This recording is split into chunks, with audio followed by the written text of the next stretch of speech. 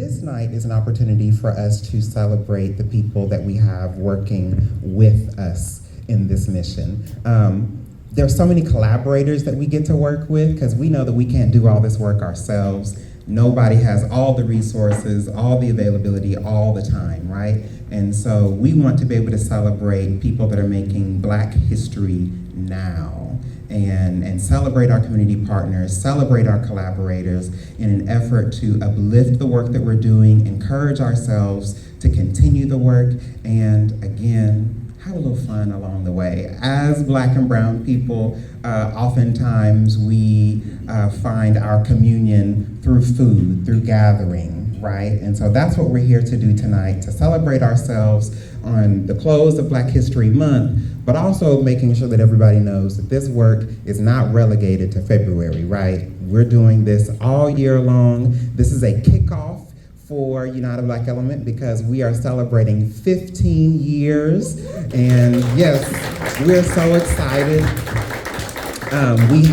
We have had so many people that have contributed to this program. You're going to be hearing from past coordinators tonight. You're going to be hearing from people that have volunteered with our programs. You're going to be hearing from people that have collaborated with our programs. We have Abounding Prosperity in the room tonight, and we're really excited for AP to be here.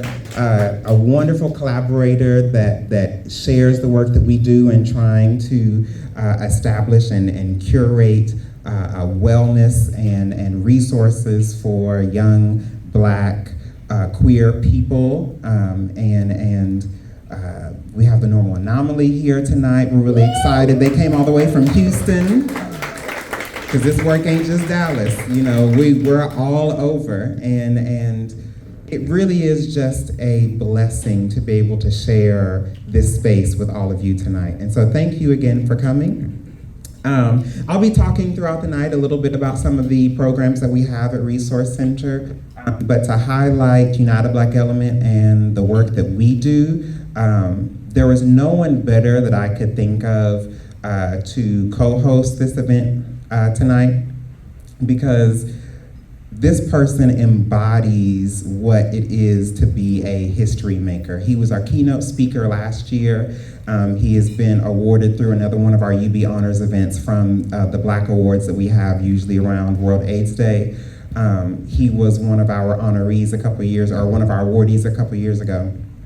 And everybody knows Chris Walker. He walks in a room and he just lights up everything. And it's a joy to be able to work with him. He's been a longtime volunteer with our programs, and Chris, he'll give you a word. He will give you a word, but it's the ability to do it is something that is so inspiring to me, because there's something magical about being able to walk in a room and be able to tap into what people need. We need more people like that in this work. We need more people like that willing to share with their community, to uplift their community. And so I want to welcome Chris Walker. Like Trey told you, my name is Chris Walker, and I am the Community Engagement Manager at Abounding Prosperity.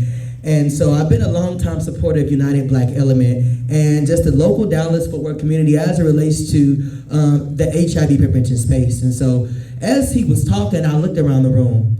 And so my heart was filled with nothing but joy as I saw so many different representations of our community, so many different representations of the organizations, all stuck in one place through community and unity. And so as he was talking, he said 15 years. So I went over there to my phone and I looked up what 15 meant. And so there were three things in the definition of the number 15 that stood out to me as we celebrate this momentous moment, which was love. And so as I came into this room, I felt nothing but love for people in this space, but love for the folks that we service. The next is leadership. Look left, look right. Everyone here is a leader. You are in this space by circumstance. And I want to empower you to advocate not only for yourself, but for those outside of those doors. And the next thing was community. And so when we talk about honoring the folks here, honoring the living legacies of specifically Black bodies who have done this work in this space, we are honoring the legacies of the people in this room. We are also honoring the legacies of the people that we have been afforded the ability to be a part of, which is in turn your.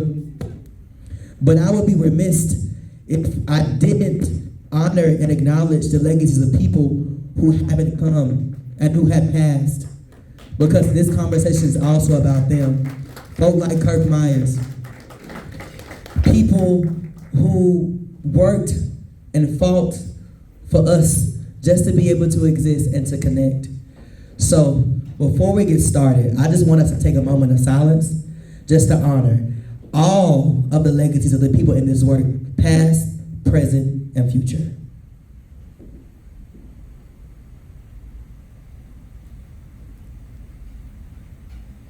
And so, in the reverence of setting the stage and setting the room, so I'm gonna tell you I'm a church kid. I'm not gonna preach, but I do want to start out with some affirmations to empower you all to get active, to connect, and to continue to be leaders once you hit the door. So I need you all to repeat after me. Can you agree to repeat after me? Can I get an amen? Amen. Can I get an amen? Amen. Say, I am legacy.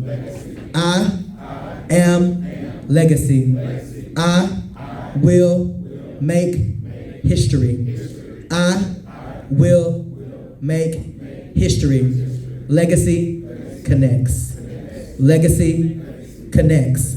So now each of you have agreed to make history, and each of you have stood hand in hand to acknowledge that you are a legacy. Let's make sure that we connect legacy to make history. All right? All right. So we have a robust schedule for you today. So I think we're going to start the dinner service. Am I correct, Troy? All right. So dinner is about to be served. DJ Rose, take it away and give us something to serenade the crowd as we connect, think of legacy, and enjoy our meals. We'll be back soon. Thank you.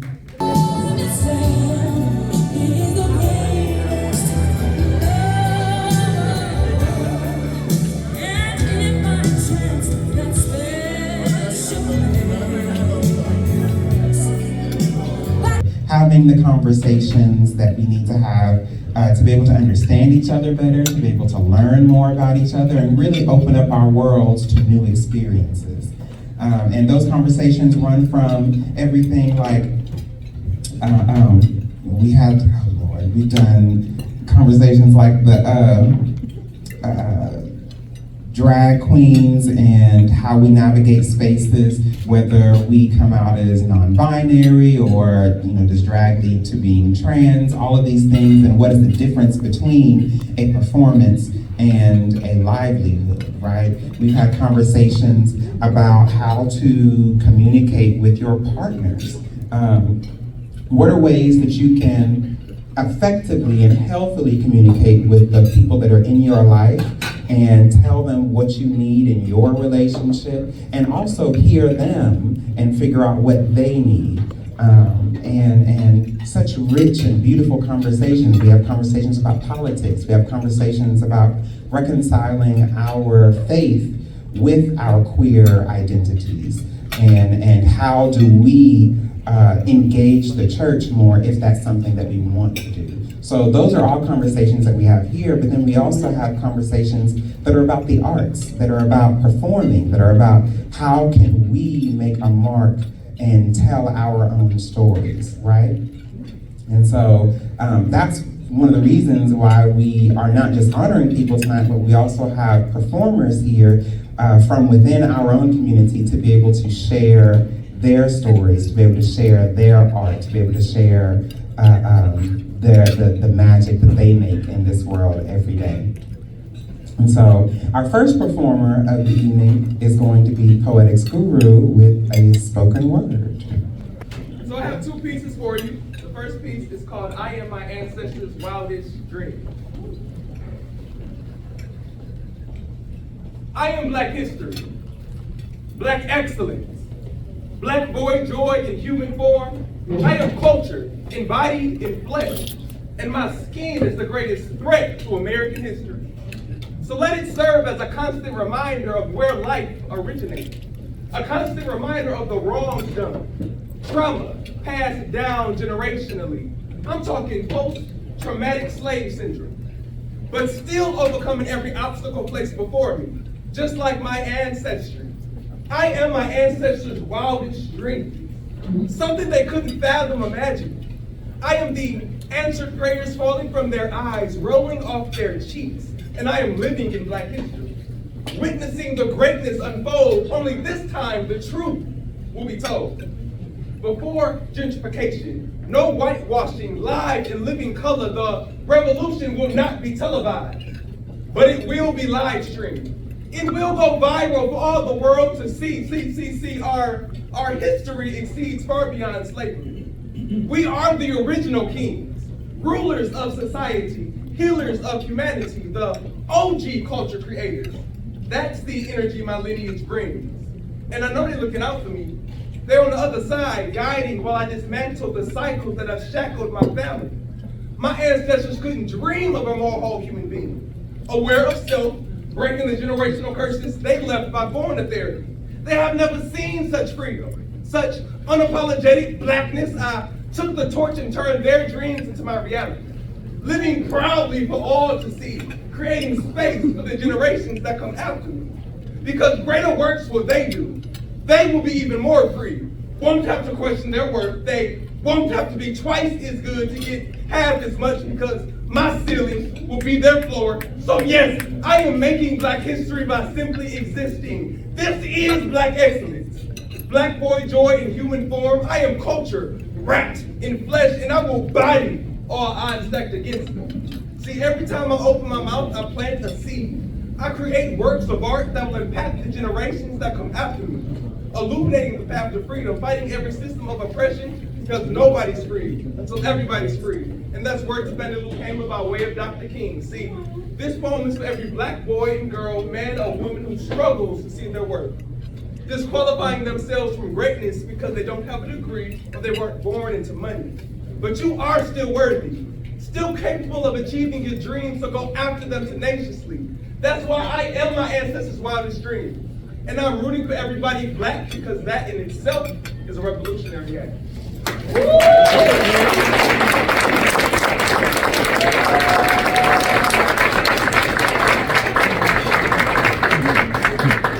Okay, this next piece is called Purpose Check. Now, tonight is all about legacy, history, things of that nature, so I felt like this piece was in alignment. It's called Purpose Check, and I hope that it checks.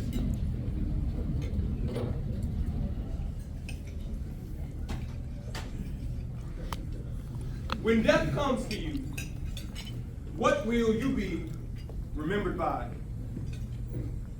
Will it be by how you've lived, how you've loved? What do you intend to leave behind?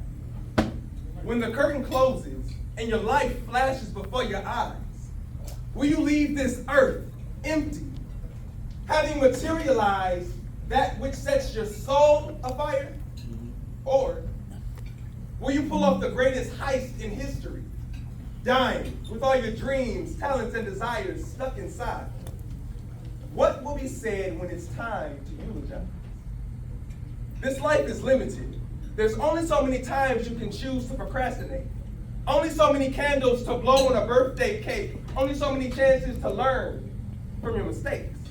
It's like you're waiting for the weight of your fate to drop in your lap, as if it's a golden plate that should magically open up the floodgates and abundantly hydrate the hibernating hustler in you that you realize is already innate. Wait, let me run that back. I know that's probably a lot to unpack. I said this life is limited. So there's only so many times you can choose to procrastinate. Only so many candles to blow on a birthday cake. Only so many chances to learn from your mistakes. It's like you're waiting for the weight of your fate to drop in your lap, as if it's a golden plate that would magically open up the floodgates and abundantly hydrate the hibernating hustler in you that you haven't realized is already innate. Well, this is your wake-up call. This is your purpose check. Why are you here? I mean, what gives you your life? Like, what desires burn inside of you? What gifts and talents did the universe hide in you? An inward adventure is required to reveal treasures scattered throughout the galaxy within. Gems deeply planted in the soil of your being, just Seeking ye shall find. Leave your footprints on the sands of time. Blaze a trail for others to follow behind. Your soul embarked on this journey for an experience. It'd be a shame to return home, never having achieved the reason you came. Gone without a trace, spending eternity questioning the significance of your existence. But you were birthed from stardust, so reach for what you are. Don't settle for mediocre when greatness is who you are. So when the motion picture of your life is replaying on the silver screen of your mind, will it be worth watching? Will it be an Oscar-worthy production? Will you have lived or just existed? You have to make your life matter. However that applies to you, do what comes naturally. Manifest those dreams. You create your own reality. Because when death comes for you, and it will come, what will your legacy be? Thank you.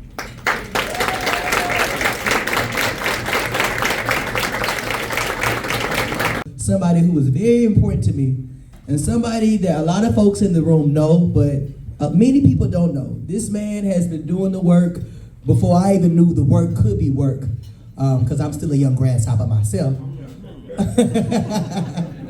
But without further ado, I would like to introduce to you the amazing James Berguland with Gilead Sciences. Make some noise. Thank you all.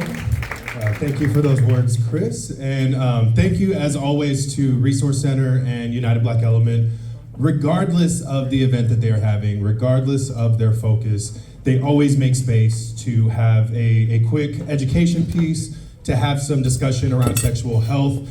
So I'm going to try to be as brief as I can this evening, but I also recognize the importance of having folks in a space like this to provide maybe some reminders to some folks who are already familiar with PrEP, already familiar with some of those options, but also to educate, to continue to educate, because as we'll briefly talk about, we know that there is still much work to be done, particularly as it relates to prevention and access to a PrEP medication within our Black and Brown communities. Before I do continue, I also am just very proud to be supporting the second annual event, and on a night where I know personally many of the honorees who have been doing this work, some much longer than I have, others that I've been in it since the beginning of my career in public health. So there's just a little extra level of pride for me tonight to know so many of those wonderful co-conspirators that are working to end this HIV epidemic. So with that, I will jump in. Some of y'all may already be familiar with Descovy for PrEP. And we're going to touch a little bit specifically on Descovy, but I really want to just reinforce a general discussion and conversation around the need for PrEP within our communities. Speaking specifically of Descovy, we know that it's not for everyone, so it currently is not able to be used in individuals, at least according to our official label, in individuals assigned female at birth. But there are still options for PrEP medication and for prevention for everyone, which we will certainly cover. And I want to highlight that if an individual is on a PrEP medication and is also living with hepatitis B, it's important that they have that conversation with their provider. We don't want them to stop taking their PrEP medication because that can lead to a sudden worsening of their hepatitis B infection. So it just speaks to the importance of having those conversations with our providers. As we kind of click through, you'll briefly see some images up here on the screen of Descovy users who have shared their story and their experience, their journey with PrEP. So I highly encourage you to visit DescovyStories.com and learn from folks like Lamont, who is based in Pittsburgh. So I'm gonna go back one slide. Who can just shout out what PrEP is? What does PrEP stand for?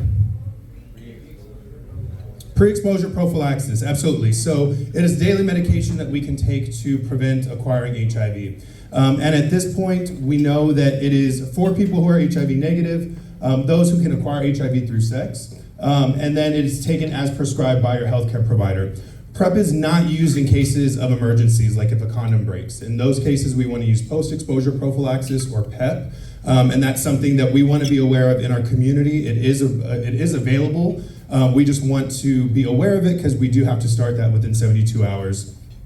PrEP is also not for people who are living with HIV because Descovy for PrEP alone is not a complete treatment regimen. So it's important that if somebody is living with HIV, they are on a complete regimen and they can work with their healthcare provider to determine those best options. Now, when we think of who would benefit from PrEP, this is somewhat of a shift in our language. We often used risk language. Those are those who are at high risk. And I think part of our social justice and language movement is getting away from that focus on risk. If you are having sex, you are at risk of HIV. You don't have to fill this laundry list of quote unquote high risk factors. And that is supported by a number of national guidelines when it comes to recommending PrEP for HIV prevention. So individuals who don't always use condoms currently have or have had an STI, sexual partners who don't know their status, or that live in a geographic area with a high HIV prevalence. If you're having sex in Dallas, that's you. That's the only thing that you need to mark off on this list to need and should be having conversations around PrEP with your provider. And we know that it's a key prevention strategy. There are 1.2 million people in the US who are at risk of acquiring HIV, yet only 36% of those individuals were prescribed a PrEP medication in 2022.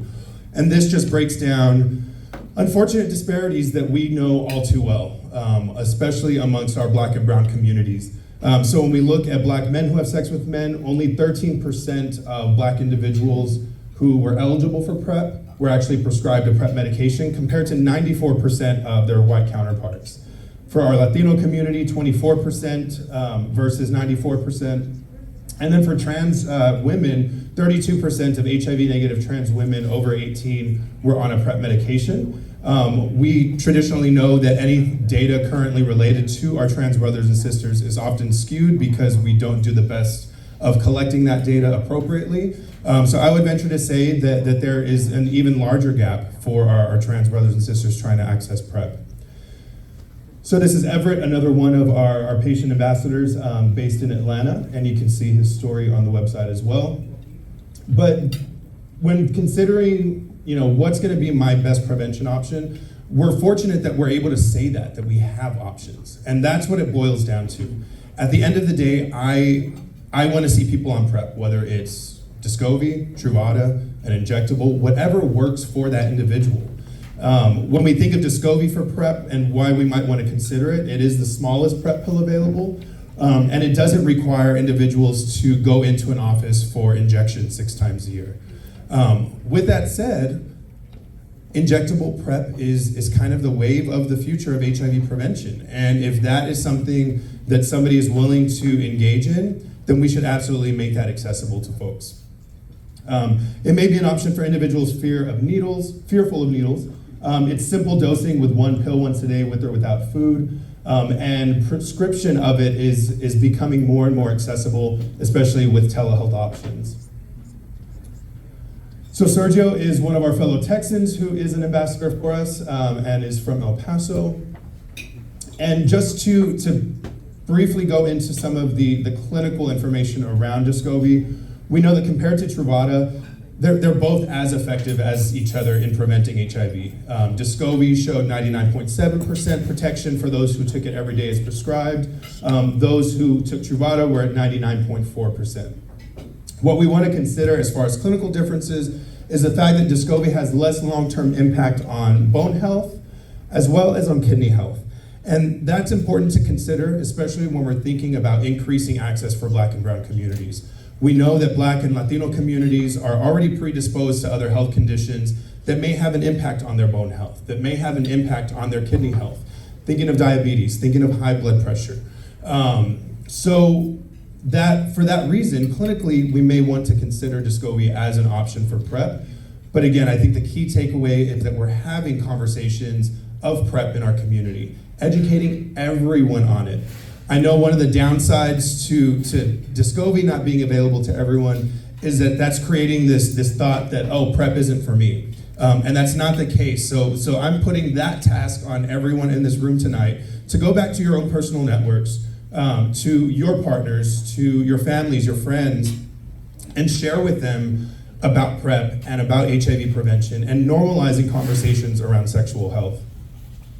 So lastly, when it comes to affording medications, Gilead is able to support the community with our Advancing Access program. So if an individual is uninsured, we have our patient assistance programs that if you qualify, medications are $0. We also have our copay card for folks who are insured or underinsured. And that can also lead to lowering your copay for medication to as little as $0. That was a really quick overview of Descovy for PrEP, but I think what I want you to know is that PrEP is available for everyone. And yes, it's accessible, but there's not enough folks in our community that are aware of those services. So continue to engage with phenomenal programming like UB. Resource Center provides PrEP. Check with your folks who you work with here at the center. Go out to Abounding Prosperity. They will get you on PrEP same day oftentimes. So just know of those resources that we have available for our communities, and I ask that you continue to drive that messaging and be that educator within your own personal network.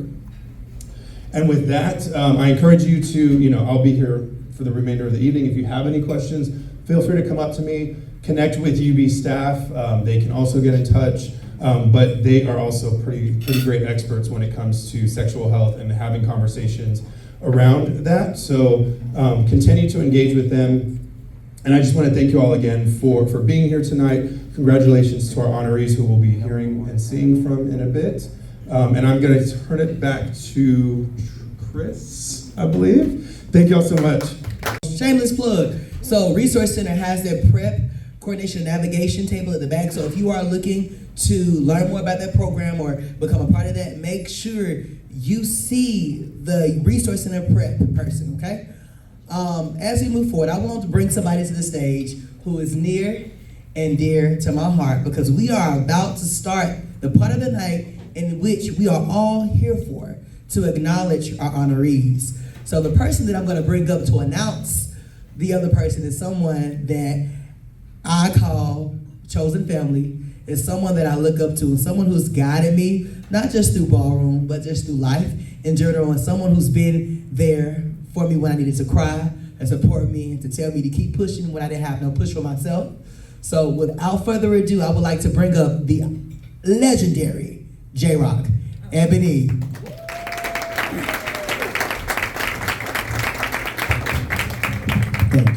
Thank you. How y'all doing tonight? Y'all look good, y'all cute. All right, I'm up here to introduce y'all to one of our honorees tonight. A lot of times we go out to these clubs, we just go out to, release. I don't know about y'all, but sometimes club is church for me, especially when I'm going to a drag show. I love going to drag shows, but at the drag show, you always gotta have that person on the microphone. I would not have ever picked up a microphone had I not seen a host. And it's one person here tonight, through all the funny, through all the wig changes, all the heel changes, the nice dresses and everything, have been in this community for so many years, connecting people to care. I am a witness that when you go to the show, she knows how to get the message across, to go on over to Hope Clinic, go down to Nelson Thibodeau, and make it comfortable and make the language of being healthy comfortable, all with comedy. I would like to introduce one of our honorees tonight, and I'm so glad y'all chose this person, because a lot of times you think you're doing your work and people are not paying attention, but we are paying attention, and we really thank Miss Wanda. Come on up, Miss Wanda. Don't start now, I'm already prepared.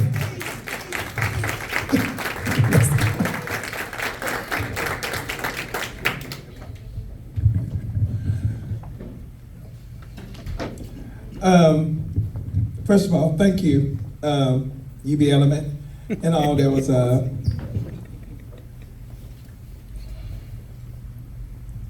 for this honor.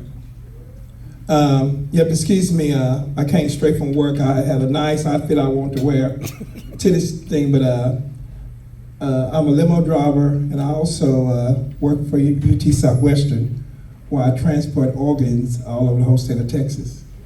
And today was one of those days that I had to go in with the heart team out of the city and transport, so I did have time to go home and change. Coming from a little small town in East Texas in 1988, I had no idea what God had for me when I came to Dallas. I've always been funny. I like making people laugh. I really enjoy it. The Wanda Show will turn 29 years old, April the 28th. 29 years old.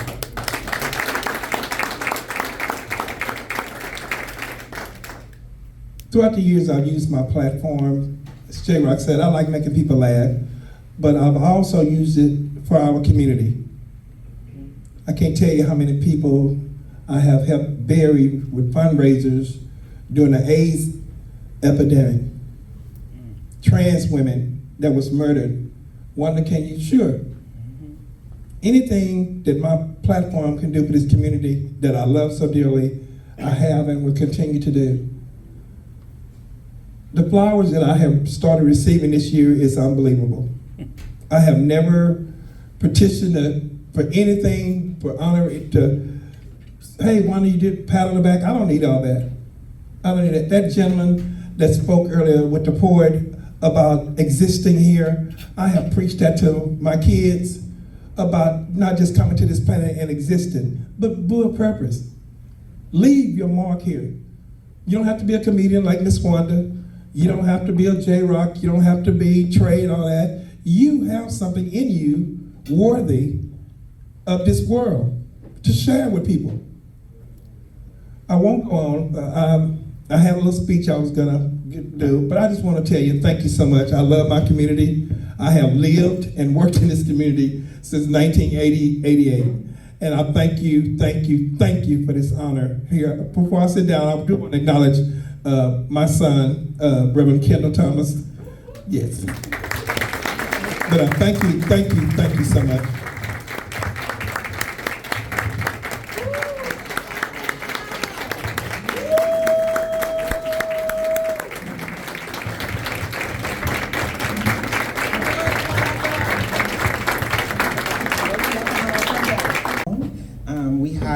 I'm going to call somebody else up here that's going to introduce our next honoree.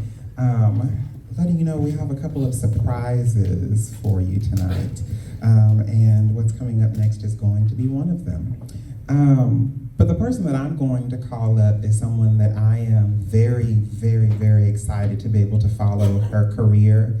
She's someone that I met whenever she was working at Abounding Prosperity, and they had an open house whenever they were opening up the clinic.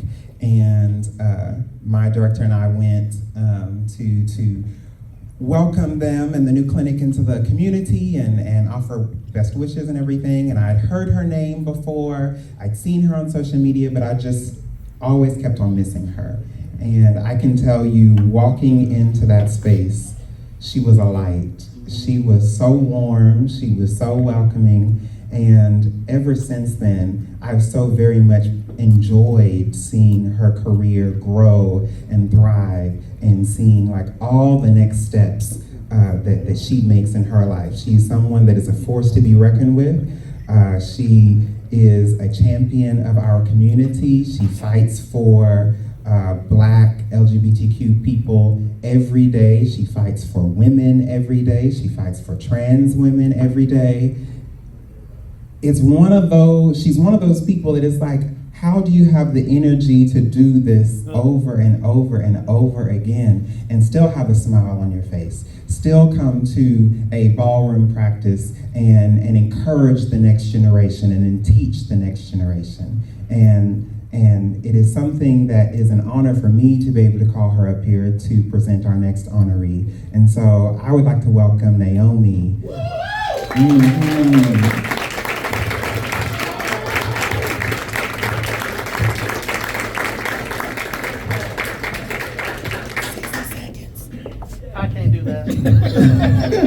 Thank you so much for the kind words. I appreciate it. So I will say, as a Black transgender woman, I understand the importance of visibility. After starting my career professionally in advocacy work at Abounding Prosperity in HIV prevention, I learned a lot. And prior to my work there, I was closeted. I was not an openly trans woman, but I soon realized how important it was for my voice to be heard, for my presence to be felt, for my face and my image to be seen. And the person that I am going to introduce today is very visible. And they bring a lot of visibility to the Black queer community. They have a very loud voice, presence, and they make sure that it is felt and both known. They are a champion of sexual freedom, expression, and being Black and gay and unapologetic about it. And I remember meeting this person initially. I didn't know who they were.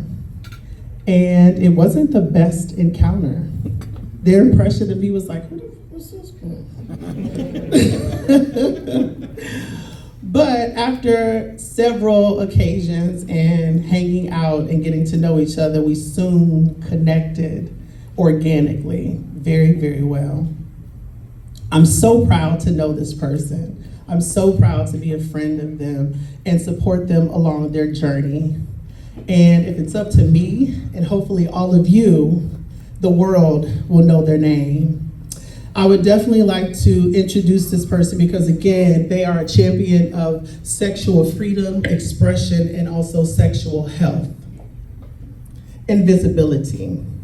So it is my esteemed honor and privilege to welcome this new awardee for our Black History Makers honor, the artist, the independent icon himself, the man-eater, also known as SevynDeep. Congratulations. Thank you for all of the work that you do, for your voice, for your visibility, and for making sure the world knows how special Black queer people are. Congratulations. Who'd just get on her too? I did not know this was happening. You see I got on my little bomber and everything. Stop playing. AJ, you tricked me? Naomi, you tricked me? Oh, see, I could have worked something better. No, listen. Oh, how y'all doing? How y'all feeling? Y'all feeling okay? Can we get the energy up in here? Yeah. I just be getting award after award, child. All right, so listen. No, for real, thank you guys for this. I don't even know what to say because I wasn't prepared. I really do appreciate my community from the bottom of my heart. Like, I go so hard. I've been doing this for a very long time before it was trendy. I always say that because y'all have to know. I've been fighting the fight for a very long time. Okay, Dallas is such a big home to me. It's a big home, like dysfunctional. Especially in the community that I'm in, ballroom and everything else. Definitely dysfunctional. Naomi, thank you. This is so cute. Oh my God. Thank you guys for doing this. I appreciate it. You're gonna see me everywhere in the next couple of months. In the next couple of weeks, I'm working very, very hard. I have a very, very big message, sexual health, know your status, know everything. I'm just this is crazy. I just knew I was about to introduce somebody. Shout out to y'all. Have a good, thank you. I appreciate it. Thank you. The next honoree and presenter hail from, or are visiting us from Houston, Texas. And a lot of you don't know me, but I come from Beaumont. And so I'm a Houston girl, I'm not a Dallas girl. I just want y'all to know that. Okay. And it's something really special for us because as I was talking earlier, I mentioned we know that we need collaborators. We know that we need people to work with in this community. That extends outside of Dallas.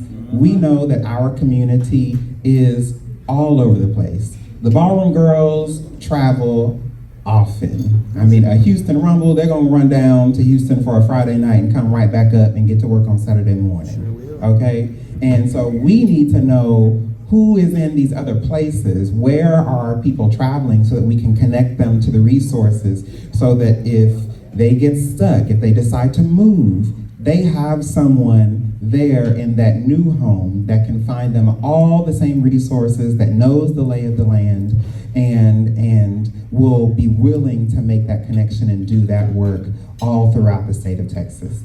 And so to present our next honoree, I'd like to welcome Brutas Dewayne.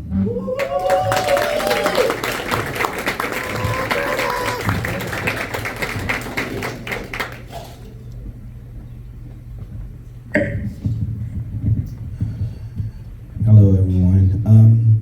Well, I would like to say thank you all for having me here to actually introduce this next honoree. I take this as a privilege.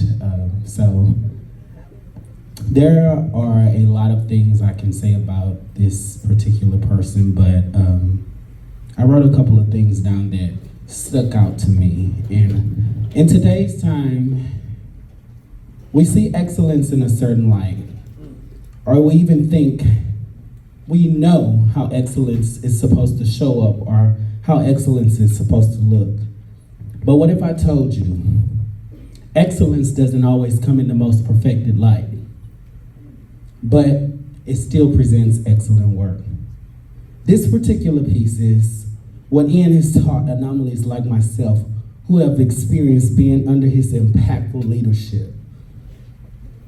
His specific words are, "It doesn't have to be perfect to be excellent." This is the work that we do in Houston, Texas at the Normal Anomaly Initiative. On our team, we have an amazing colleague by the name of Joey Streeter. Oh, Joey's amazing. Joey has recently taught me that there is more than one way to identifying an applause. Rather than the usual way that we have looked at applauding over the years, there's another way, and it's a part of gay culture now. And so Joey has taught me that when something is sickening, is this. And that's how we applaud. So I want y'all to see that it doesn't always have to look like what you think it's supposed to look like. And so at this time, I want you all to stand on your feet and help me in a gay culture way applaud my mentor, one of our community leaders, an amazing person, the executive director of the Normal Anomaly Initiative of Houston, Texas, Ian L. Haddock. Go ahead, Ian!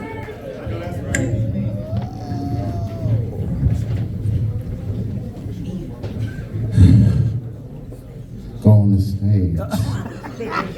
I guess they want to see my shoes. Come on, Ian!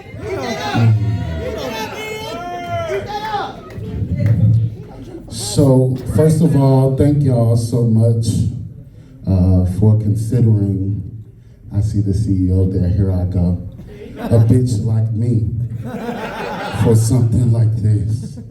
I am very grateful. I think about the 20-year-old Ian who could have never considered himself a Black history maker. Because 20-year-old Ian had learned from Peaches how to hustle and prostitute. Think about 22-year-old Ian who was barely finding his first place to live by himself. And I think about 25-year-old Ian who had finally engaged in community and had found something or someone that looked and loved like him, to give him hope and faith in the possibilities of his future. And so then I look out at the audience and I glance at people that I know. And I think about all of the people that I do not know.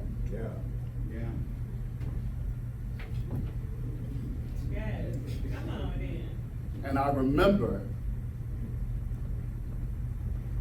that the reason why I make history is not because of what I've done in the last 10 years.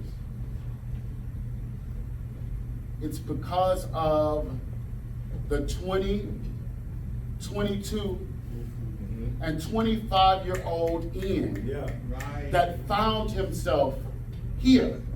Come on.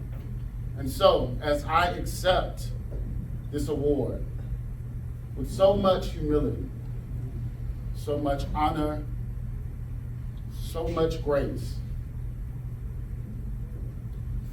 I realize that in accepting this, I accept the challenge with each of you to continue to be a Black history maker. Thank you. And so we're gonna continue in the same movement. The next person I'm gonna bring on is somebody who's gonna get you hyped. So I want you to get up and get active, clap and get out your seats. This person means a whole lot to me. She proclaimed me as her mentor so many years ago, before I knew what a mentor was, but she held me accountable to being better, to assist her within life. So without further ado, I would like to bring to you my mentee, the one, the only, Nomi!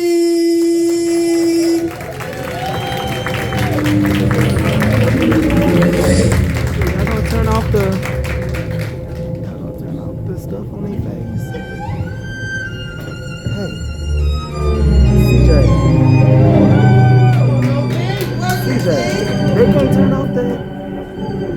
They can't turn that off. It's all on their. It's on their face. So we.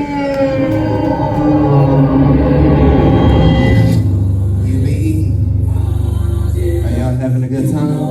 Yeah.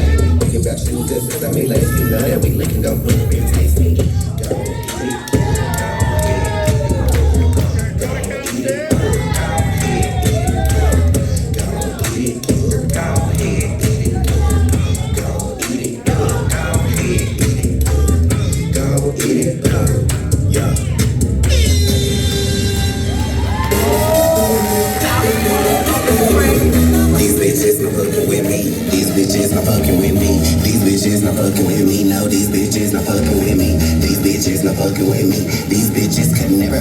Pull up to the party trying to get naughty. Just pre-game, don't go against Bacardi. If we try to stick some cuts, faded gnarly. Not even on my phone, I'm working on bar seats.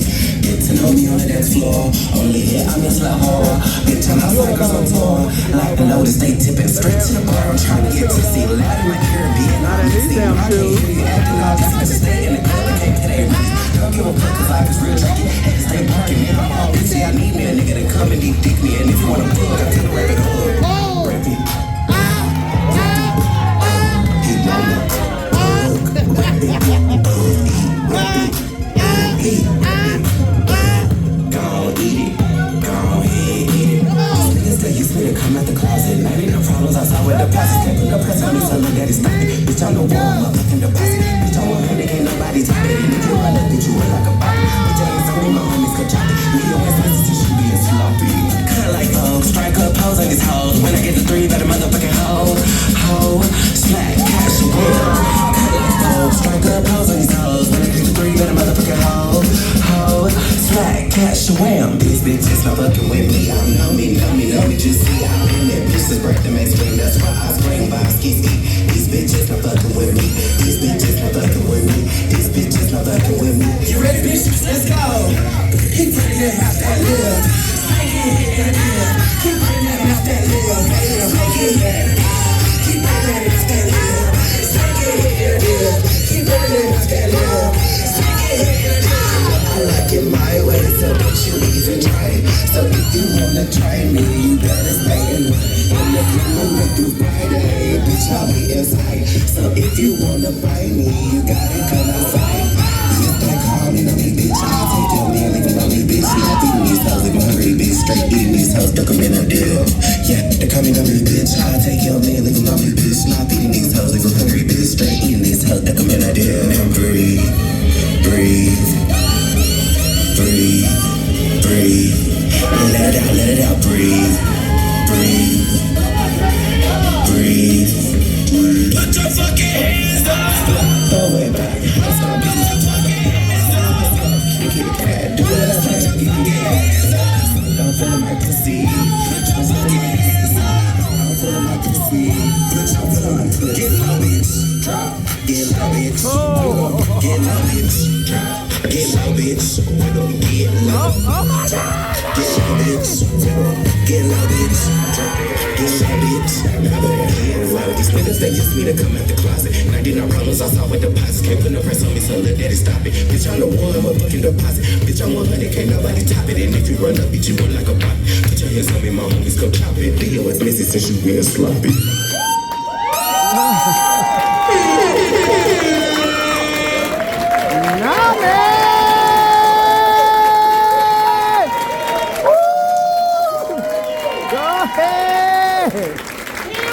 Thank you. Oh, I'm out of breath. So, Nomi, I need you to come back. So, I need you to come back. So, y'all, that was not loud enough. I need y'all to make some noise. Baby, this is Texas homegrown. Nomi.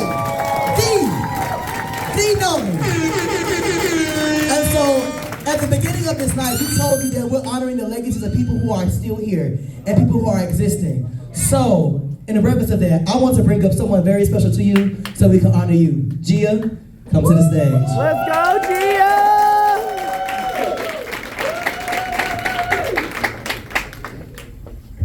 Hey, everyone. Hey. Okay, so originally I had thought of this long thing I was going to say, but everybody else got a little bit more, I want to be a little bit more personable. So when I first met this young lady, it was at a UVE event while we were just doing an activity about sexual health. And all I could think of was one word to describe her, which was free. Someone who is absolutely free.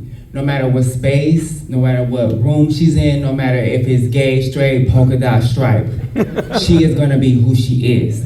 She breaks barriers without saying much, just existing in spaces that not everybody's in. I'm her chosen mother and I'm also her house mother.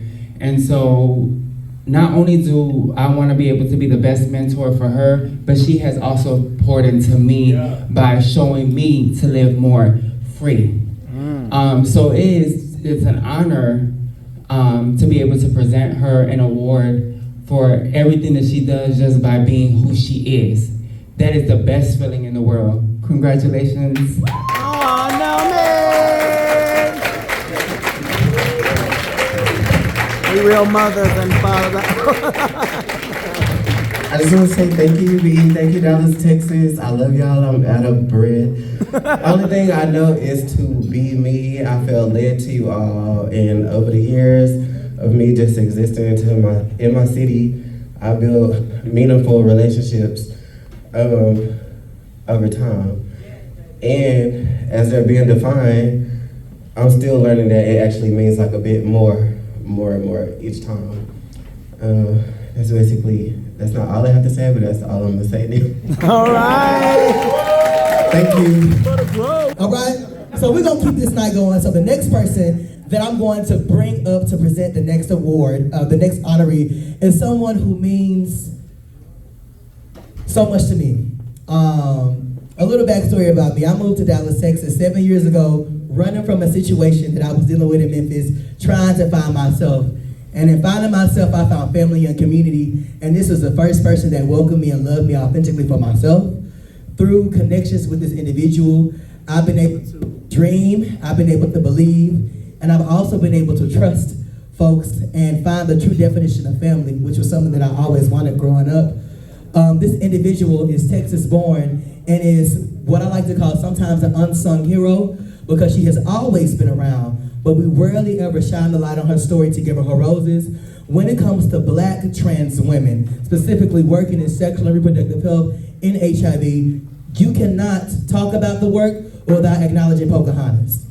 Poca is someone who knows what it feels like to go through a struggle, but also knows what it feels like to excel and to overcome. She has created spaces not only for her community, but for communities outside of hers and those she's been connected to. She's a true inspiration to me in my life.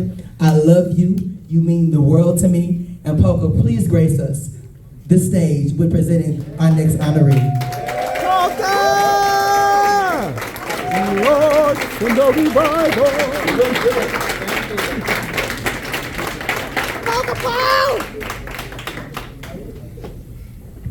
Hello, ladies and gentlemen. Chris, no, I don't do nobody public speaking. If y'all know me, y'all know I'm not getting on nobody's microphone. But when Devin reached out to me and presented, I'm sorry, but I can. When Devin reached out to me and asked me to present Miss Tamara with this award, I could not say no, because Miss Tamara has been so inspirational in my life.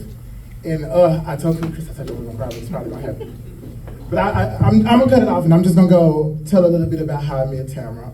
I lived a fast life. A lot of people don't know. I was homeless. I did sex work. I did drugs, and a lot of other things that could put me in danger of being killed.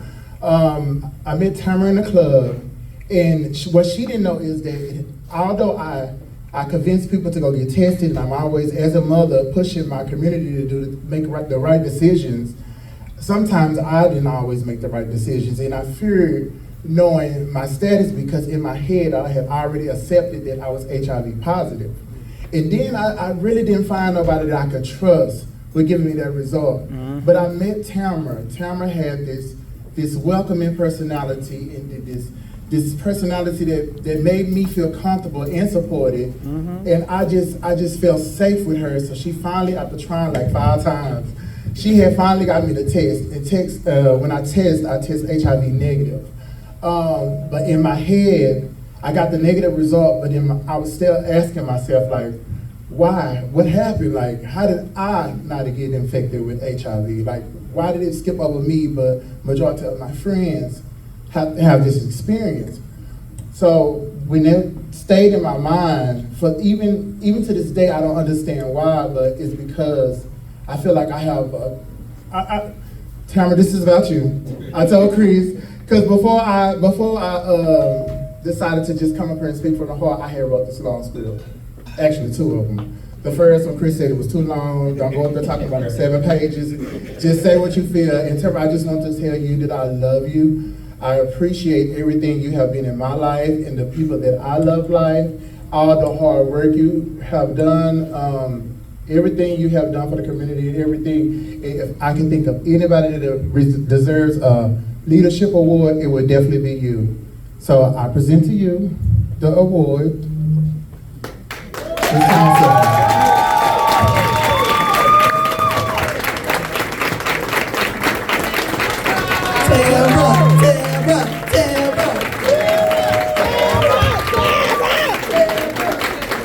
That's my alumni.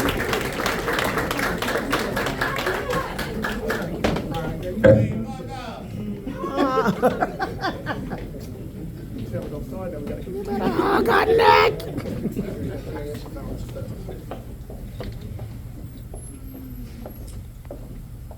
I'm gonna keep it short.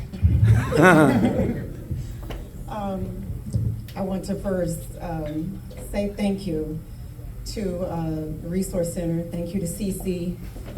Thank you to UB, Jalenzski, and your entire team for this phenomenal event and for this monumentous occasion. I am truly grateful.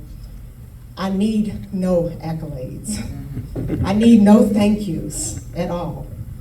My mission is to lead with love, and my vision is to create a healthier Black community. But I want to acknowledge and thank everyone here for supporting me, for supporting Abounding Prosperity. It has been a long, long journey. And, you know, they often say you don't know my story, and many of you don't know my story. But if I could tell y'all my story. But I know that I've been through a lot of trauma, not just in the last couple of years that you guys know, but my entire life.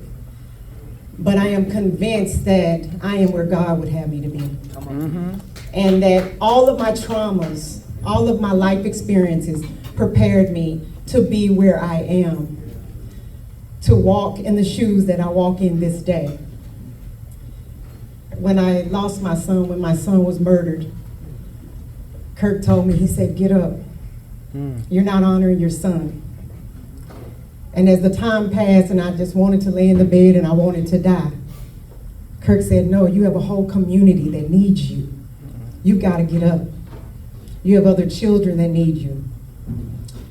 I have 4 biological children, and I have one son that I've had since he was in foster care, since he was 14. He's 34 now. And here I have about 100 children. Many of you, I have literally seen you grow up, and I have watched you grow up, and I am aware that for some of the children or now adults in this community, I am the only mother that they have ever had. My children know that I am the only mother that some of you have ever had, and so they have embraced you as their sisters or as their brothers. And so you are all family to me. And I will continue to lead with love, and if you guys are with me, then I'm gonna still continue to be with you. And I love everyone, and I want to thank you again. Thank you so much. Next, I'm going to bring on somebody who is amazing to introduce the keynote. This individual, I actually met them when I also first moved to Dallas. He is the thought process and the leader of all that you see in this space. The amazing UB staff and team. Jalenzski Brown, come on.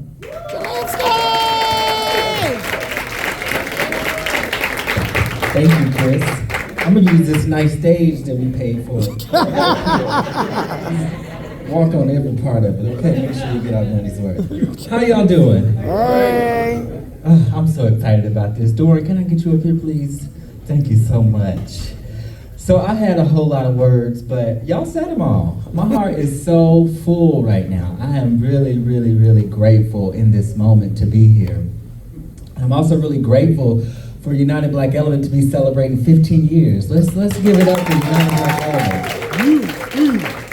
You know, for those who don't know, United Black Ellument started out as MPowerment Intervention, which is a CDC evidence-based HIV intervention, but it's morphed into so much more than that.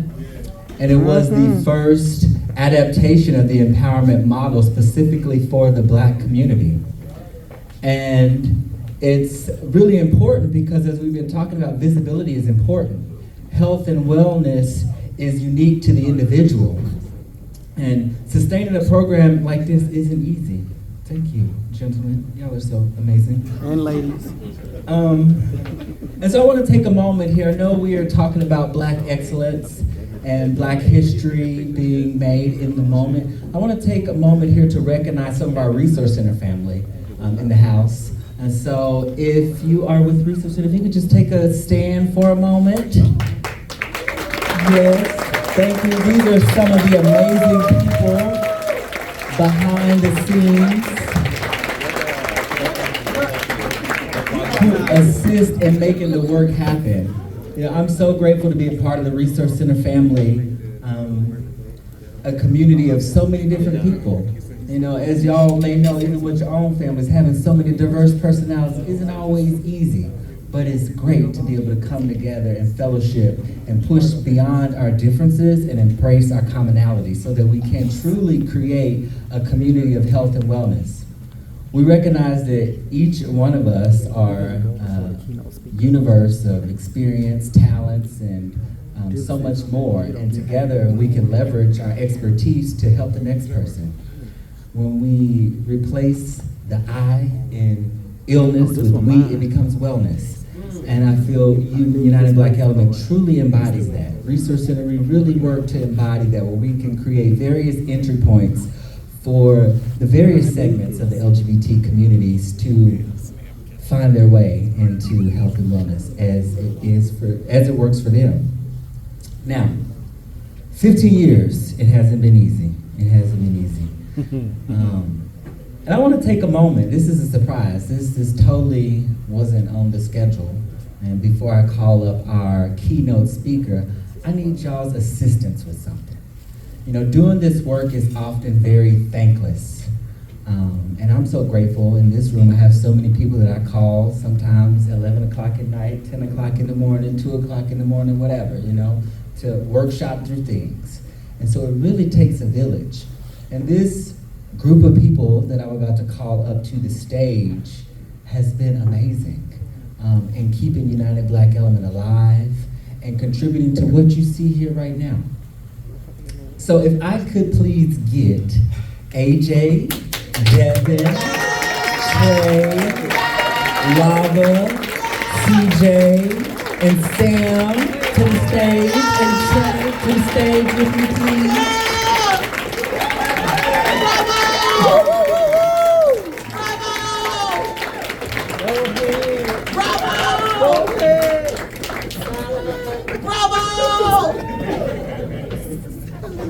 Listen, these people right here are so amazing. I've been able to work with some of them for the past 8 years, some the past 3 years, some the past 2 years.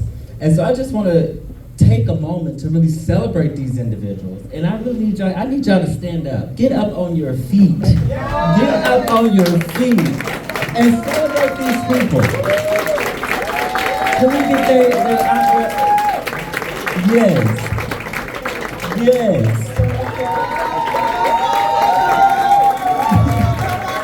So they totally didn't know that we were doing this. And so I wanted to make sure that the history makers that make this possible day in and day out, it's a thankless job, and I see these individuals work tirelessly, you know, to make these things happen. AJ is very great at inspiring people with his voice and his words to take positive action. Devin is able to take an experience, you know, an idea, and turn it into experience to be felt and deeply resonating for many moments after. Lava, oh my God, Lava is like a creative genius. Lava can take your words and give them physical form and his amazing art, and I'm so thankful for that. Samuel Jones, oh my gosh, the Samuel Jones, everybody's favorite spiritual BFF. Yes. Sam is very good at listening and making sure everybody is centered in what's actually being said. Because there's one thing to speak, and there's another thing for people to actually hear and understand what you are saying. So Sam, thank you for making sure we always stay organized. CJ stands on business. Make sure that people always see what they need to see. So thank you, CJ.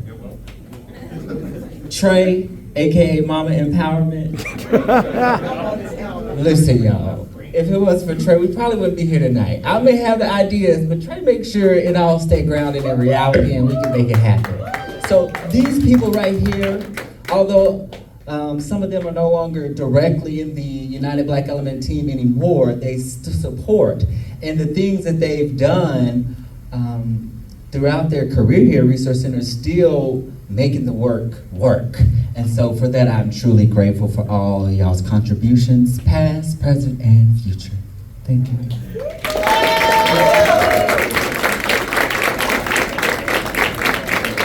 So I am excited to introduce our keynote speaker tonight. It's been amazing seeing United Black Ellument from its inception into where it is today. And one of the things that I love about United Black Ellument is not only does the work for the community, it works for us as well. And those of us who are staff members, volunteers, core group members, or any kind of way involved in the program, your life will be deeply impacted. And so I got my start with United Black Ellument as a volunteer. And one of the first people that I met was Doran and Venton Jones. Well, Venton Jones, fun fact, was the very first team lead for United Black Ellument. And many of the processes that Venton established, we use some of them still today because they were so strong that they gave us such a strong foundation to grow from. And when I say that when we replace the I in illness with we, it becomes wellness, again, United Black Ellument truly embodies that because we have people that have held this program together across space and time that makes it what it is today. So without further ado, please assist me in welcome the Honorable Texas State Representative Venton Jones.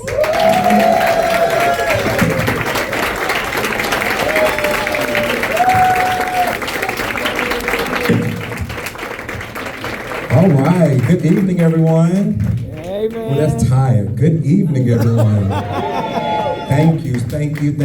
I'm gonna put a timer up. I got about 10 minutes, which I'm probably gonna go over, so just get comfy. Thank you so much. And I promise you, or I'm not gonna promise you that I'm gonna cry because there was a lot of thoughts and feelings came over me.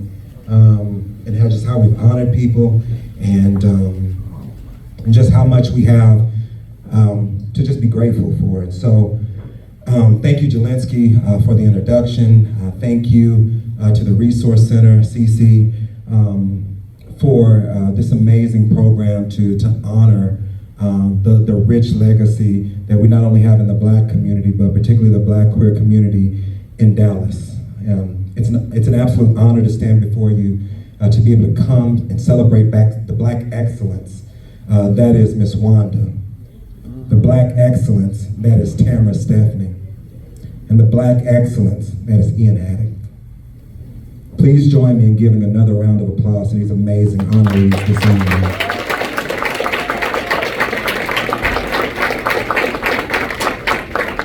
And I just want to say there are some amazing organizations in the room tonight when we talk about our stories being possible, that so many of us in the room stories wouldn't be possible without these organizations, without Resource Center, where I actually found out my HIV status 15 years ago, without Abounding Prosperity that gave me my first job and my first professional mentor, Kirk Myers, without organizations like the Freelux Project, where I have an amazing friend and a fearless leader, Nathaniel Holly, leading the organization. If it wasn't for the Syphilis Elimination Project, because that's where and actually the SEMA Project, going back to Antoine Wiley, that made our story so possible. And I could tell a story about so many people in the room, but I just wanted to be able to say that it's amazing to see each one of you in this room and each one of us here now. And so tonight's keynote, I was asked to talk about a couple things. One, bit about my story. Two, a bit about Black history. And then three, ending with a little bit about the work needed to be able to end the HIV/AIDS epidemic, in my opinion. I don't got the answer. But as we look at this theme, celebrating our stories, still being written, I started to prepare this speech reflecting on my 40 years on this earth and where would I be if it wasn't for God, a praying grandmother, and so many of you in this room, including all of the honorees in which I actually know. And when we speak about making history, in 2021, I was honored to be elected as one of the first Black gay men to serve in the Texas House.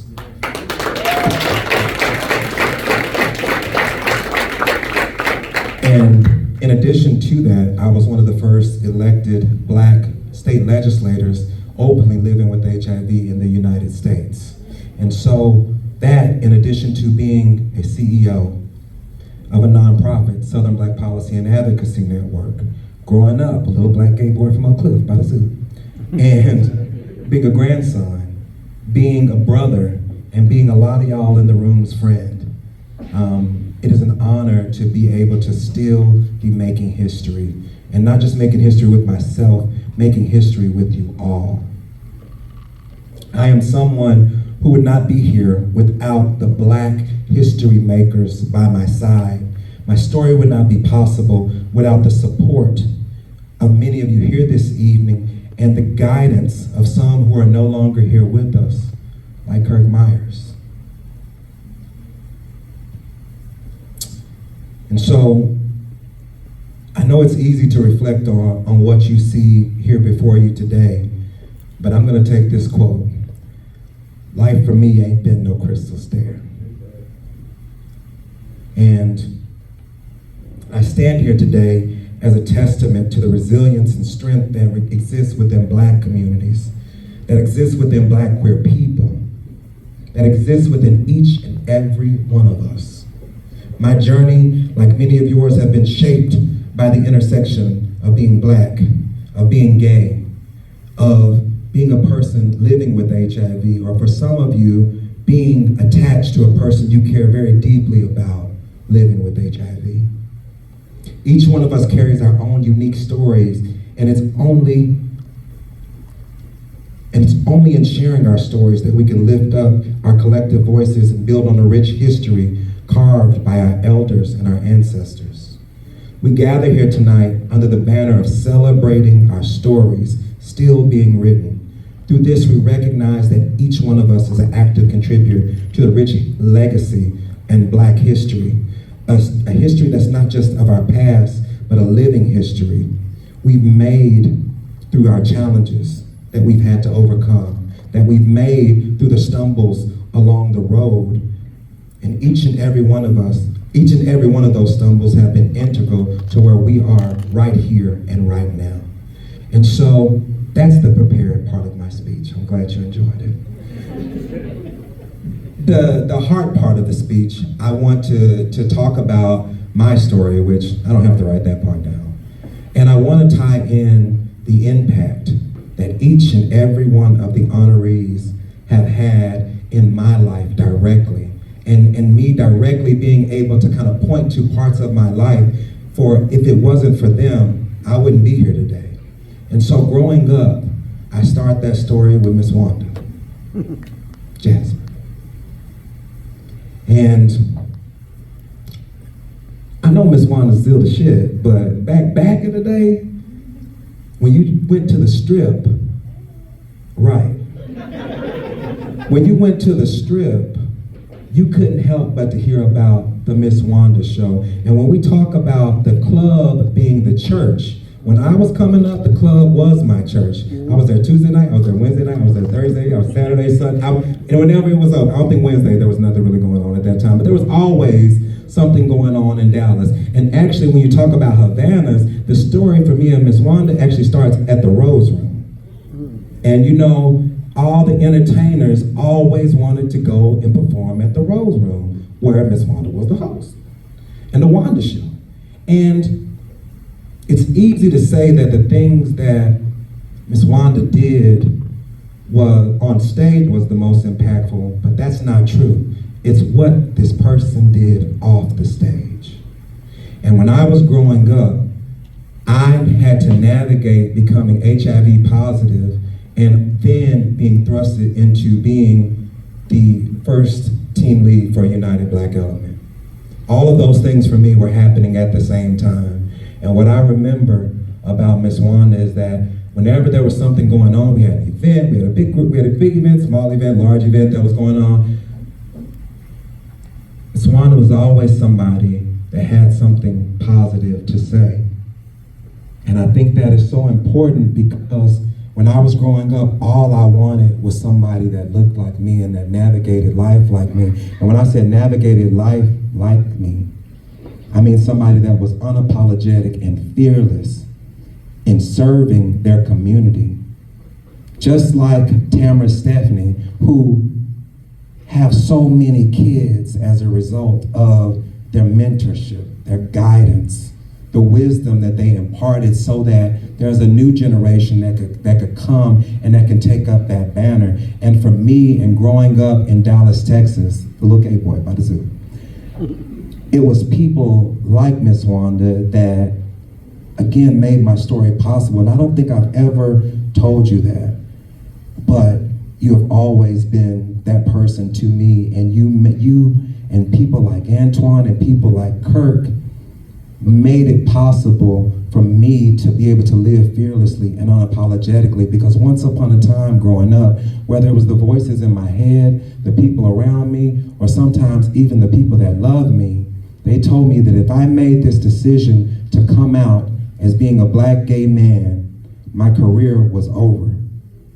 That I made the decision to come out as a black gay man, my involvement in my community would change forever. I would have to walk away from my fraternity. I would have to walk away from my church. I would have to walk away from my family. And it was people like Miss Wanda that taught me that that's not true. You can be black and you can be gay at the same damn time and be proud of who you are. And I thank you for that. I thank you, Antoine, for that. I thank all of you for that. And I'm mentioning these two people because in my life, those are the people that hit hard for me. And I may not have spoken to them every day, but again, when you talk about just every time you come in contact with them, they always had something positive to say. They always poured into me in a way that I'm now responsible for doing with other people.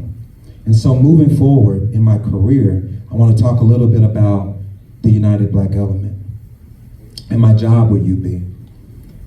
I took that job to save my life.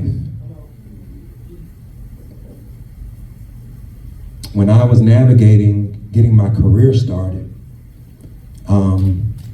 you were told that if you went to college, if you went to high school and graduated, you went to college and graduated, you were supposed to get a good job and everything was supposed to be cool, right? Coming up, that wasn't my story. And that was some of the darkest years of my life, trying to get my life going, trying to find the right job, trying to find purpose. And I thought that purpose for me after college was going to the military. I was actually all signed up.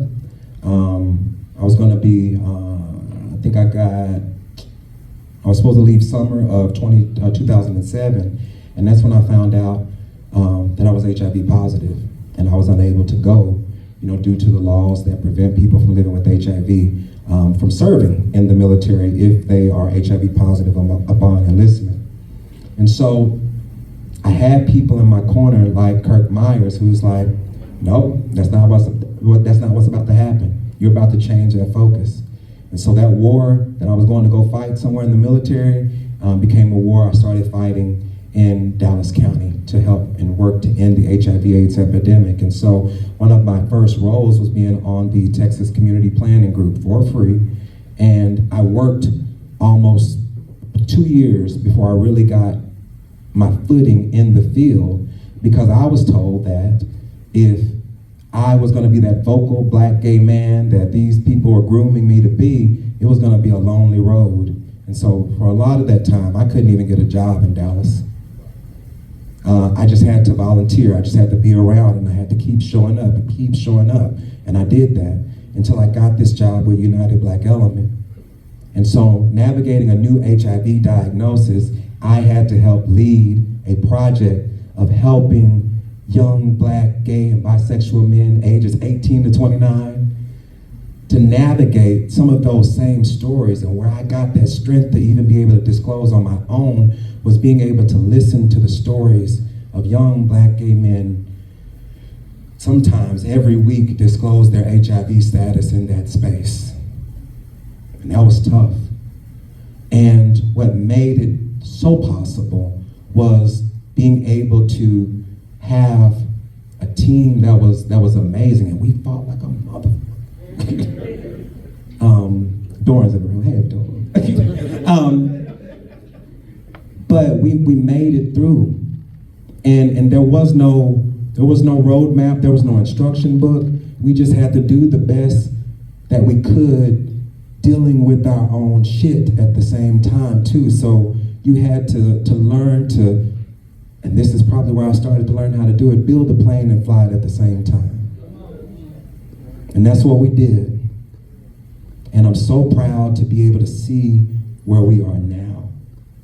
And that work at United Black Ellument led to me moving to Washington, D.C., to be able to work in somewhere that was very, very, very important to me. I learned through that work that we know how to do HIV services really, really well. But when it comes into the policy spaces, the advocacy spaces, and other spaces that we need to be in, everybody in this room needs to be in, the spaces where we vote, the spaces where we engage, the spaces where we run, we need to be in those rooms.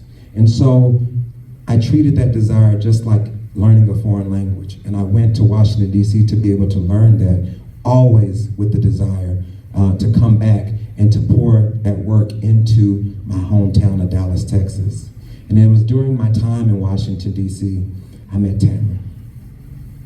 And Tamara was always the yin to Kirk's yang. And when Kirk was getting out of line, I'd be like, Tamara, please go talk to him because he has lost his mind.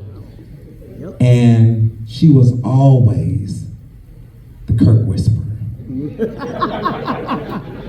And she's like, baby, I got it. Thank you for letting me know. And it was handled. And throughout the years, I got to know Tamara, just being in the field, always being a listening ear and a supportive voice. And give it up for Tamara. and damn, you took my train of thought. When it comes to Tamara, but you keep me from crying, so thank you. Because I can never talk about this woman without starting to cry. Because when you talk about having to go through trauma and still lead and still love, that's what I saw this woman do.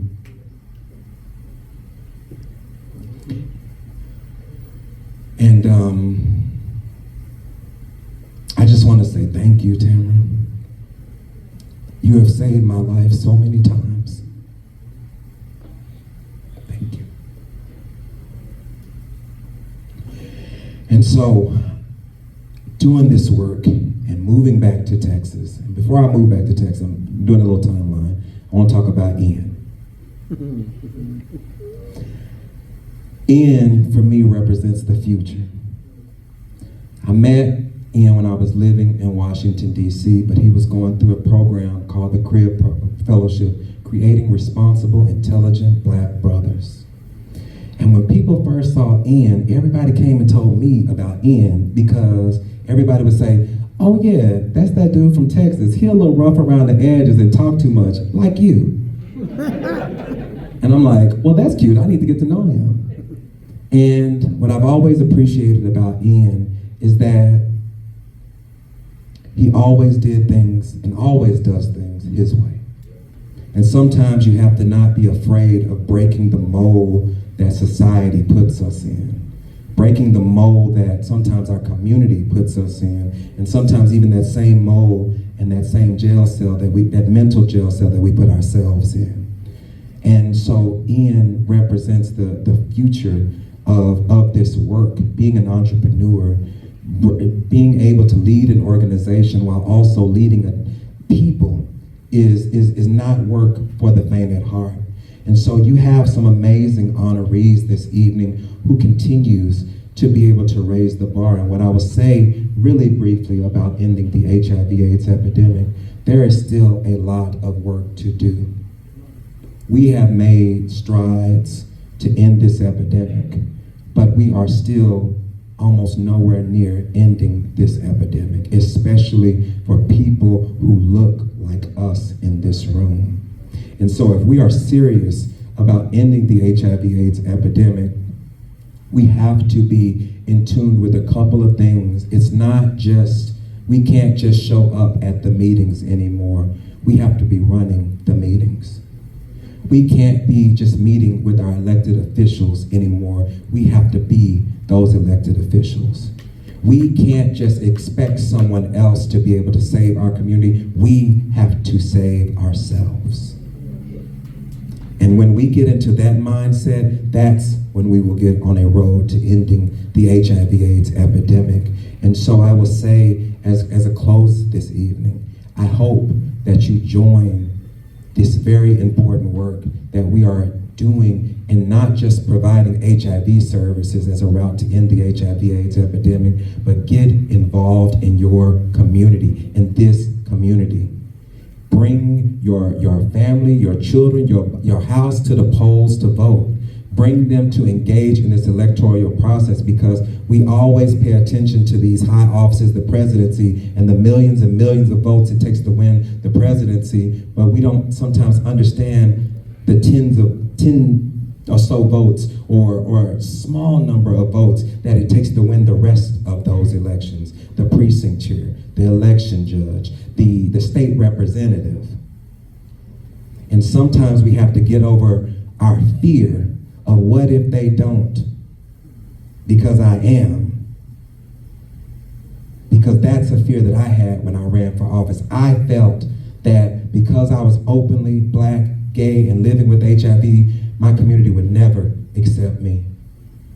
And it is because my community accepts me is the reason that I'm here. So it's about changing that mindset to really know what is possible. And it's because of the change makers in this room that makes my story possible, that makes the people in this room story possible, and that makes our futures possible. Thank y'all so much.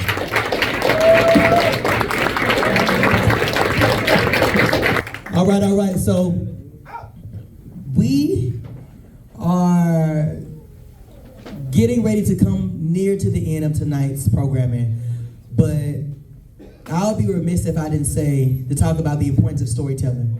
Tonight, each and every person who had a story to share about an honoree and the stories of the honorees themselves told stories that gave me empowerment to continue to exist, to continue to fight. And also through these stories, I learned that we are all connected in more than many ways. And so in the spirit and art of connection and storytelling, I want to empower you to continue to fight. Continue to fight for marginalized communities. Continue to fight for those vulnerable populations who don't have the capacity, network to fight for themselves. Acknowledge your own advocacy, because you have a space to feel. You have the autonomy to take up space to advocate for someone who cannot advocate for themselves. Everyone is not going to be the person to sit in front of our audience and tell their story. Some people are going to donate. Some people are going to take someone in to get tested. Some people are going to answer the phone, and others are going to push paperwork. But whatever your skill set is, just know that you have the power to use it for the greater good. And in the art of telling stories, I'm going to bring the amazing Valencia St. James MonRo to the stage to tell us a story through the art of drag. Valencia, you have the show. You love me. I don't need you to love.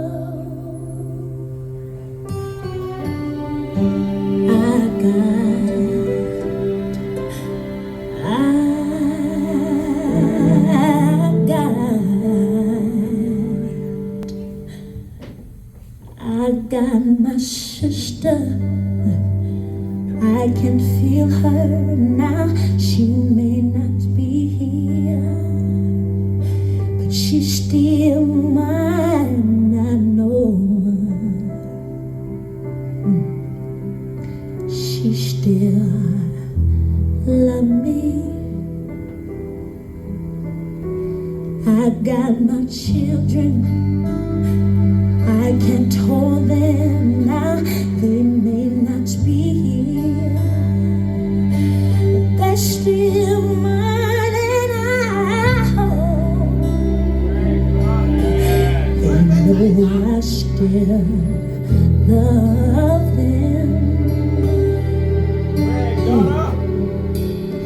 I got my house, it still keep the cold out.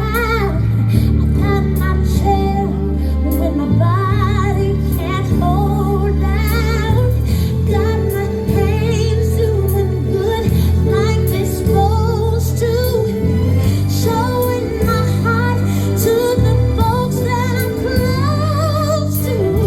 I got my eyes, though they don't see as far now, they see more about how things really are.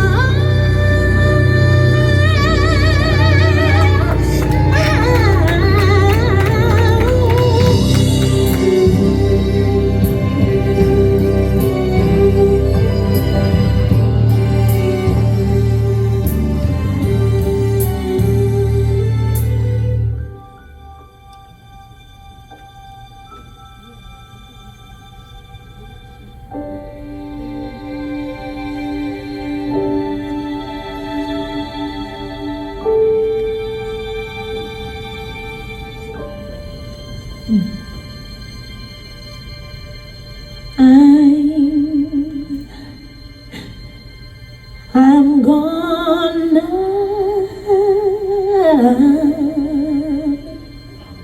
gonna take a deep breath. On your words, Valencia. Hold my head up. Come on, Valencia, take it on. Take it on, Valencia. You can say to me, I'm gonna flirt with somebody. When they walk by, I'm gonna sing out.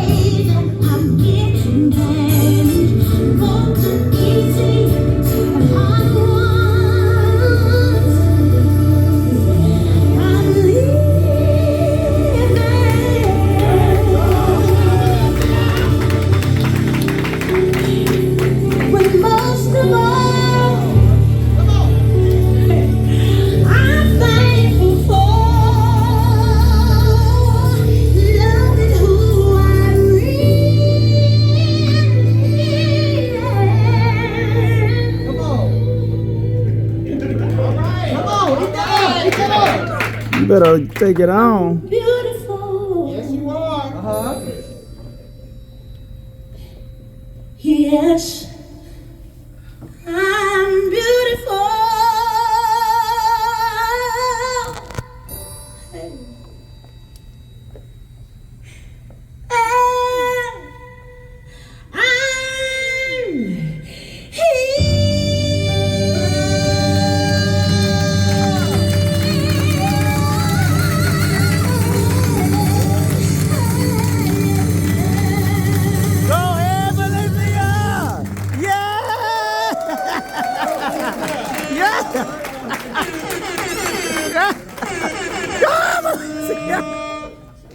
Bitch, wait a minute now. That was Fantasia. That wasn't no Valencia. Right, Fantasia was in the room. Thank you so much for joining us here tonight. Again, we're so excited to be able to host you, to be able to celebrate some of our community partners. I mentioned earlier that we want to celebrate and lean into and engage with our collaborations. And so I want to give a couple of shout outs. We've heard a lot about Abounding Prosperity tonight. Give AP another round of applause. It is another staple in our community that is about to celebrate 20 years next year. Yes, that's a wonderful, wonderful thing to be able to have a Black-led organization doing this work for that long, right? I want to give a shout out to the Normal Anomaly. We've heard plenty from Ian and his team. They came all the way from Houston, and it's a team, okay? That's a table. That's people doing the work, right? And so we want to celebrate them. Thank you for coming. I want to give a shout out to Antoine, Mr. Community Wiley. Yes. Somebody else that has been a leader here in Dallas for years and has his pulse has his finger on the pulse of what's going on in the community. And a shout out to AIDS Walk South Dallas that is celebrating 14 years. Yes, that is going to be next month on the 23rd. If you have not signed up to walk or vend, you can still do that. I sent my little email earlier this week and I was like, we're going to do that. Let's get that underway. So we're going to be there vending. UB's going to be there. But we're so excited for that organization doing the work that they're doing, along with the revamped wellness roundtables, where you are able to connect with other community members that are doing the work. And then also we have Nathaniel Holly here tonight with Freelux Project. Yes. Next weekend, Nathaniel's going to be having the champagne brunch honoring some of the women in this work, doing this work in and out every day, leading us, contributing to us and for us in celebration of Women and Girls National HIV/AIDS Awareness Day. And so, again, there's a plethora of work that is being done, and we can't do it all. So again, we lean into each other. We take a rest whenever we can, and then we get back up and we do the work, right? Now, a little selfless plug. I also want to shout out UB, because that's why we're here tonight. And so, again, amazing work done by our team. I want to give a great shout out. I know Jalenzski said that I helped to make sure everything is done, but really and truly, I just want to make sure that my team gets to see their vision come to life. And so this was something that was dreamed up by Devin and AJ. So another big shout out to them for putting this together. And so we're really excited to be able to celebrate them. So you can always follow us in the events that we have going on at UB Element. That's UBELLUMENT. And that's on Instagram, Twitter, Facebook, wherever you are, we're there, honey. Okay, so just get into it.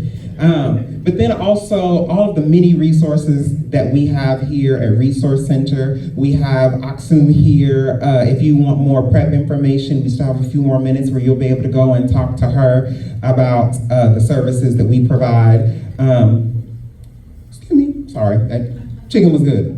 And then on top of that, we also have our senior housing that I mentioned earlier. Priscilla is here tonight. You can talk to her if there's an LGBT senior that you know that needs affordable housing, that will have programming, that will have activities, that will have connection, that will have community.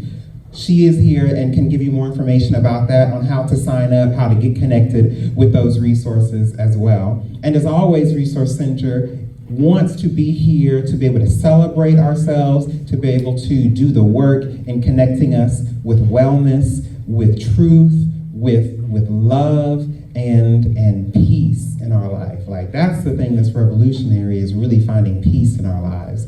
And in finding our wellness, we're able to find peace, right? And so thank you again for coming and joining us tonight. We're so excited to host you. Go into our resource room. We have ViV Healthcare. Thank you, ViV, for sponsoring this event as well. We have Abounding Prosperity, that you can talk to them a little bit more about what they have going on in the near future and the services that they provide. Thank you, DJ EJ. Thank you so much. A shout out to the food trap that made dinner for us tonight. Thank you, Mr. Jonathan and his team. And with that, please feel free to talk to people in this room, connect with people in this room, learn a little bit more about what is going on right here in Dallas, in Houston. And again, thank you for helping us celebrate Black History Makers.